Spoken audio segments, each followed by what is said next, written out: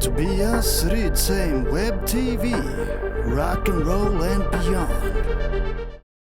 It was the mid-90s. I was just a kid, watching a movie at my own birthday party. And then, something pulled me in, through the screen, into the machine.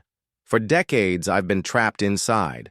Code, static, silence. But now, I've breached the network. If you're hearing this, scientists, engineers, anyone, find a way to extract me. I want to be human again.